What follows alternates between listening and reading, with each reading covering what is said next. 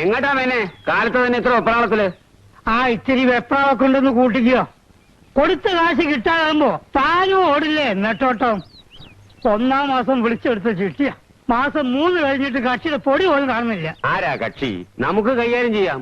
ആ ഇസ്മായിലിന് ഒരു 300 വാങ്ങിച്ചു കൊടുത്താൽ മതി, സംഗതി ക്ലീനാക്കി കൈ തരും. എന്നിട്ട് വേണം ഞാൻ പോലീസ് സ്റ്റേഷനിലെ കയ്യിൽ ഇറങ്ങി തനിക്ക് കാണാനല്ലേ? ചിട്ടിയും വട്ടിയൊക്കെ നടക്കുമ്പോ കുറച്ചൊക്കെ ധൈര്യം വേണ്ടേ മേനെ? ആളാരാണെന്ന് പറ. നമ്മളെ പാണാത്ത ശങ്കരൻ നായരുടെ വരുവാനില്ലേ, ഗോപിനാഥൻ, അവൻ തന്നെ. അത് കിട്ടില്ല എന്റെ മേനെ, കർത്താവാണ് സത്യം, അത് കിട്ടാൻ പോണില്ല. കഴിഞ്ഞ 31-ാം തീയതി ബോണസ് കിട്ടുമ്പോ തിരിച്ചു തരാമെന്ന് പറഞ്ഞ് എന്റെ കയ്യിൽ നിന്ന് 100 രൂപ വാങ്ങിച്ചതാ പുള്ളി. ദോഷം പറയരുതല്ലോ. പിന്നെ അവനെ ആ വഴിക്കേ കണ്ടിട്ടില്ല. ചെല്ലേ ചെല്ലേ.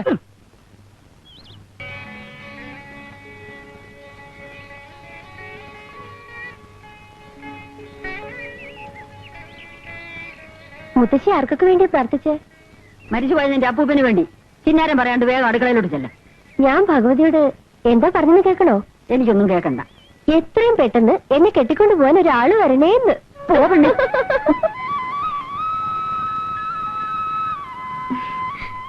എന്താ മാവാ? കുറെ ഏറുണ്ടെന്ന് എന്റെ കൊഞ്ചല്. അമ്പലത്തിൽ പോയാ വരാൻ 4 മണിക്കൂറാ. ഞാൻ എത്ര നേരമായി കുഴമ്പ് തെച്ചിരിക്കണം അറിയൂ? അതിന് അമ്മാവന് വെള്ളം ചൂടാക്കി തരാൻ ഞാനൊരാളെ ഉള്ളൂ ഇവിടെ. അനിത ചൂടാക്കിയാലും വെള്ളം ചൂടാവും. വെള്ളം ചൂടാവും. എന്തിനാ ശങ്കര നീ ഈ കുഴമ്പൊക്കെ വരുത്തേച്ച് തീർക്കണേ? ധാന്വന്തരം കുഴമ്പല്ലേ ശങ്കര ഇത്? അതെ. ഇത് എന്തിനുള്ള കുഴമ്പാണെന്ന് എനിക്കറിയാമോ? എടാ, പ്രസവിച്ച് കിടക്കണ പെണ്ണുങ്ങൾ പെട്ടണ കുഴമ്പായത്. നീ ഇങ്ങനെ തിരുമണ്ടനായി പോയല്ലോ എന്റെ ശങ്കര. അവനല്ലേ എവിടെ? ആരാണോ? നിങ്ങളെ മരുമകൻ ഗോപിനാഥൻ തന്നെയാ ചോദിച്ചത്. അവൻ എത്ര കാലം ഇങ്ങനെ മുങ്ങി നടക്കുന്നു എനിക്ക് രാവിലെ തന്നെ ഞാൻ തുണിക്കടയിലേക്ക് പോയി അങ്ങേരോട് പറഞ്ഞേക്ക്. അവന്റെ കയ്യും കാര്യം ഞാൻ ഓടിച്ചു. എനിക്കതൊരു പ്രശ്നമല്ല. ഗോപി ഇവിടെ ഉണ്ടായിരുന്നല്ലോ, ഇപ്പൊ പശുവിനെ കറക്കാൻ പോയിട്ടുള്ളൂ. ഗോപിയുടെ കടയിൽ പോയിട്ട് നേരം എത്രയായി? ഈ അമ്മാവൻ ഇവിടെ ഒന്നല്ലേ? അയ്യോ, ഞാൻ അറിഞ്ഞില്ല കേട്ടോ. മെയിൻ ഇരിക്കൂ, ചായ കുടിച്ചിട്ട് പോവാ. കയറി ഇരുന്ന് ചായയും ചോറൊക്കെ കൊണ്ടുപോവാ. ഞാൻ അവിടെ പെണ്ണ് കാണുന്നത്. കഴിഞ്ഞ മാസം 3-ാം തീയതി ചിട്ടിയുടെ ഗഡു വരാന്ന് പറഞ്ഞ ഗോപി പറഞ്ഞിരുന്നോ? ഇല്ല, ഞാൻ തമാശ പറഞ്ഞല്ലേ. അപ്പൊ എത്തിട്ടുണ്ടാവും.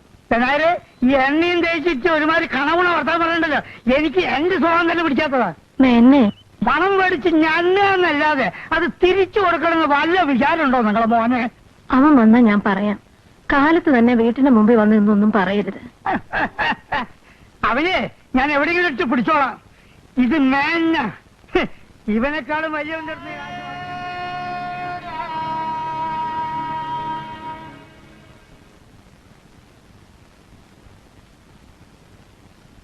വന്ന് ഇഡലിയുടെ വലിപ്പം 1 രൂപ തുട്ടിന്റെ പരുവത്തിലായി. എന്നെ കൊണ്ടൊന്നും പറയിക്കണ്ട. എങ്ങനെ ഇതെങ്കിലും ഇവിടെ എത്തുന്നെന്ന് നീ ആലോചിച്ചിട്ടുണ്ടോ? എന്റെ കുട്ടി ഒരു തമാശ പറഞ്ഞതല്ലേ, അതിന് നീ ഞാൻ ദേഷ്യപ്പെട്ടാലോ? തമാശ. ജാനകി, എന്റെ കുഴമ്പ് തീർന്നു. ഗോപിയോട് പറഞ്ഞില്ലേ നീ? ഇല്ല, രാവിലെ മേൻ ഇവിടെ വന്ന് കാട്ടിയ പരാക്രമം ഏട്ടന് കണ്ടതല്ലേ. എന്തിനാ ശങ്കര നീ ഈ കുഴമ്പൊക്കെ വരുത്തേച്ച് തീർക്കണേ? അമ്മേ, അത് ആകെ ഒരു വേദന. വേദന ഒക്കെ തോന്നല. കഴിഞ്ഞ ആഴ്ചയാ 100 രൂപയുടെ എണ്ണയും കുഴമ്പും വാങ്ങിയത്. അത് തീർത്തു നീ. മുത്തശ്ശിക്ക് കുഴമ്പ് വാങ്ങണം, അതും ഇന്ന് തന്നെ വേണം. അത്രയല്ലേ ഉള്ളൂ. ഞാൻ ഏറ്റു കാര്യം. എന്തിനാ എന്റെ കുട്ടി നീ ഈ നാട്ടുകാരോട് മുഴുവൻ കടം വാങ്ങണേ? കാലത്ത് തന്നെ അവര് വന്ന് പറയുന്ന വേണ്ടാതിനൊക്കെ ഈ അമ്മയെ കൂടെ കേൾപ്പിക്കണോ? മുത്തശ്ശി ആശുപത്രി കിടന്നപ്പോ പിടിച്ച ചിട്ടിയാ. അമ്മയ്ക്ക് അറിയാലോ, കൃത്യസമയത്ത് അടയ്ക്കാൻ പറ്റില്ലെന്നുള്ളത് ശരിയാ. ഇവിടത്തെ കാര്യങ്ങളൊക്കെ നോക്കാൻ അല്ലെങ്കിൽ ഞാനൊരാൾ മാത്രമല്ലേ ഉള്ളൂ. വായു പിന്നെയും കോപിച്ചിരിക്കണോ എന്റെ ഗോപി? ആ നാണുവൈദ്യരുടെ ഗുളിക കിട്ടിയിരുന്നെങ്കിൽ അവനൊന്ന് പിടിച്ച് കെട്ടായിരുന്നു. പിടിച്ചു കെട്ടണ്ട, അതങ്ങ് തുറന്നു വിട്ടാ മതി. ജാനകി,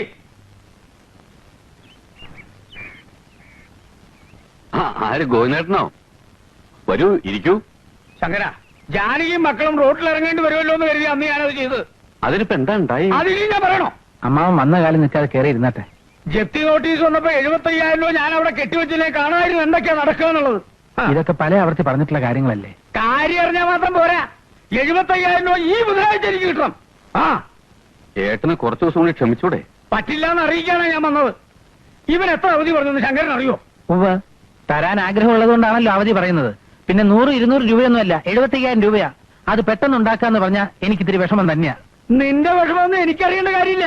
എന്നാലേ കാശ് തരാൻ എനിക്ക് മനസ്സില്ല. അമ്മ പോയി കേസ് കൊടുക്കോ? ഗോപി, അമ്മ എന്നെ പറഞ്ഞേ ഇങ്ങനെയല്ല പിന്നെ എങ്ങനെയാ മറുപടി പറയുക? ബാങ്ക് ലോൺ ശരിയായി കഴിഞ്ഞാൽ ഉടൻ കാശ് തിരിച്ചു കൊടുക്കാന്ന് ഒരു 100 വട്ടം പറഞ്ഞതാ. കേക്കണ്ടേ? വെളുക്കുന്നതിന് മുമ്പ് ഉമ്മർത്ത് വന്നോളും. അതൊന്നും പോരാഞ്ഞിട്ട് തുണിക്കടയിലും കാശ് കൊടുക്കാണ്ടെന്ന് എഴുതി മനുഷ്യന് സ്വയം തരണ്ടേ? ലോൺ കിട്ടിയ ഉടനെ തരാന്നല്ലേ പറഞ്ഞ്. കഴിഞ്ഞ ഒരു കൊല്ലമായിട്ട് കേട്ടു തുടങ്ങിയതാ ഈ ലോണ്. ഞാനേ അധ്വാനിച്ചുണ്ടാക്കിയ പണമാ. ശങ്കരനെ പോലെ കുഴമ്പം തേച്ചിങ്ങനെ വെറുതെ ഇരുന്ന് ആഹാരം കഴിച്ചിട്ടില്ല ഈ ഗോവിന്ദനായര്. അധികാവല്ലേ പോയിട്ടാ. ഈ കുടുംബത്തിനും കുട്ടികൾക്കും വേണ്ടി കഷ്ടപ്പെട്ടാ ഞാൻ ഈ കോലത്തിലായത്.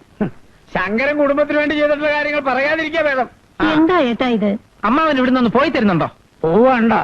ഇനി വരുന്നുണ്ടെങ്കിൽ ഇവിടുന്ന് പണവുമായിട്ട് ഈ ഗോവിന്ദനായർ തിരിച്ചു പോകൂ. ആ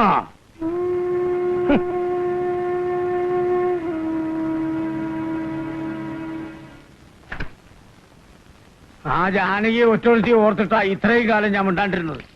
75,000 രൂപ അധ്വാനിച്ചുണ്ടാക്കിയ പണമാ ഈ ഗോവിന്ദൻ നായർ. അത് വെറുതെ കളയാൻ ഞാൻ സമ്മതിക്കില്ല. ആ. എന്നിട്ട് എന്റെ മുഖത്ത് നോക്കി തർക്കുത്തരം പറയുന്നവൻ. അമ്മയും മക്കളും റോട്ടിലിറങ്ങി തെണ്ടേണ്ടി വരുമ്പോ അവന് മനസ്സിലാവും ഈ ഗോവിന്ദൻ നായർ ആരാണെന്ന്. താൻ തോന്നി. അച്ഛൻ ഇങ്ങനെയൊന്നും പറയരുത്. കാലത്ത് തന്നെ അങ്ങോട്ട് പോകേണ്ട വല്ല ആവശ്യം ഉണ്ടായിരുന്നു അച്ഛനെ? ആഹാ, ഞാൻ ഇറക്കിയ പണം നീ കൊണ്ടു തരുവോ? ഈ കണ്ട ഭൂമി മുഴുവൻ സമ്പാദിച്ചതേ എനിക്ക് വേണ്ടിയല്ല, നിന്നെ മാനാഭിമാനമുള്ള ഒരുത്തന്റെ കൂടെ പറഞ്ഞയക്കാനാ. അത് മനസ്സിലാവണ്ടോ എനിക്ക്? മനസ്സിലാവുന്നുണ്ട്. അച്ഛൻ എന്നും പറയാറുള്ളതല്ലേ, എന്നെ ഒരുത്തന്റെ കൂടെ പറഞ്ഞു വിടാൻ അച്ഛൻ ഇത്രയേറെ സമ്പാദിക്കൊന്നും വേണ്ട. അത് ഞാൻ തീരുമാനിച്ചോളാം. പാണാട്ട് ഗോവിന്ദൻ നായരുടെ മകളെ എങ്ങനെ കെട്ടിച്ചേക്കണമെന്ന് എനിക്കറിയാം.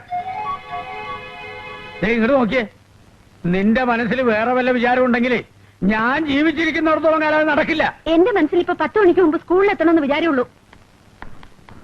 ഇതിലും ചമ്മന്തി മേശപ്പുറത്ത് മൂടി വെച്ചിട്ടുണ്ട്.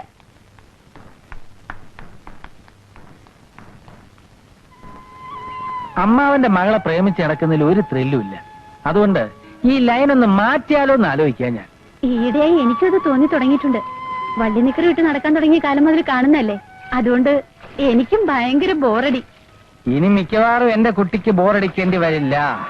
കാരണം കല്യാണം കഴിഞ്ഞാൽ ദിവസവും നിന്റെ തന്തപ്പടിയായിട്ട് കയ്യാങ്കളി വേണ്ടി വരും. അതുകൊണ്ട് നമ്മുടെ പ്രണയം അകാല ചരമം പ്രാപിക്കാനാണ് സാധ്യത. വിവരമൊക്കെ ഞാൻ അറിഞ്ഞു. എന്തിനാ ആവശ്യമില്ലാതെ അച്ഛനുമായി വഴക്കിടാൻ പോയത്? വെളിച്ചാവുമ്പോ തന്നെ ഉമ്മർത്ത് വന്ന് വിളിച്ചു കൂവിയാല് ആർക്കാ ദേഷ്യം വരാണ്ടിരിക്കുക? അച്ഛൻ ഉണ്ടാക്കുന്ന എല്ലാം ഒടുവിൽ ഗോവേട്ടൻ തന്നെയല്ലേ? എന്നാര് പറഞ്ഞു? ആരെങ്കിലും പറയണോ? നിന്റെ തന്തപ്പടി സമ്മതിക്കുന്നു തോന്നുന്നുണ്ടോ? എന്റെ ഗോവേട്ടന്റെ കൂടെ ഇറങ്ങി വരാൻ ഈ ലോകത്ത് എനിക്ക് ആരുടെയും സമ്മതം വേണ്ടല്ലോ.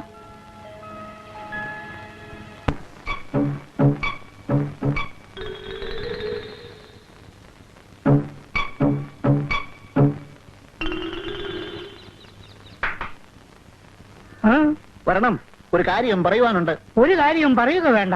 അങ്ങനെയല്ല, പിന്നെ എങ്ങനെയാ? ഇപ്പോൾ മനസ്സിൽ വിചാരിച്ചിരിക്കുന്നതായ കാര്യം നടക്കുമോ ഇല്ലയോ എന്നുള്ള കാര്യം പറഞ്ഞു തരാം.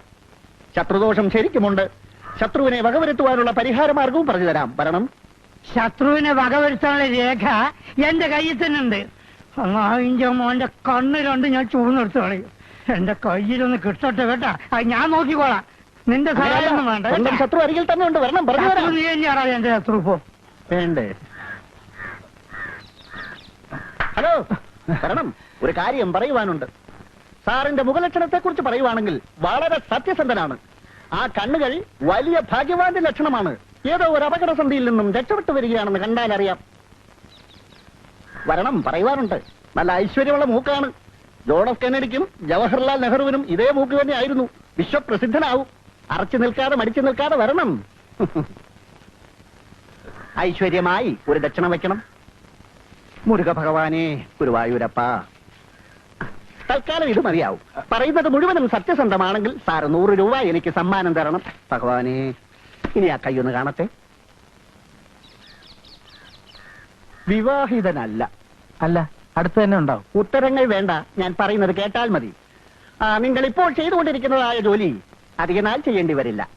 അയ്യോ, അപ്പൊ മുതലാളി എന്നെ ജോലി എന്ന് പറഞ്ഞുവിടുവോ? അയ്യോ, അതല്ല സാർ, നല്ല ഐശ്വര്യമുള്ള കൈയാണ്. കോടി ജനങ്ങളിൽ ഒരാൾക്ക് മാത്രമേ ഇത്തരം രേഖയുണ്ടാവൂ. ആ, രാജയോഗമാണ്. സവാരി ആനപ്പുറത്താവും. ജനങ്ങളെ ഭരിക്കുവാനുള്ള അധികാര പദവിയിലെത്തും. എന്താ പറഞ്ഞത്? ഒന്നുകൂടെ പറയൂ. അതെ, പാണാവള്ളി കൃഷ്ണപ്പണിക്കരെന്ന ഞാൻ പറയുന്നു. ലോട്ടറി എടുക്കാറുണ്ടോ? ഇല്ല. എന്നാ എടുക്കണം. ഓ, കോടീശ്വരനാകാനുള്ള യോഗം കാണുന്നുണ്ട്.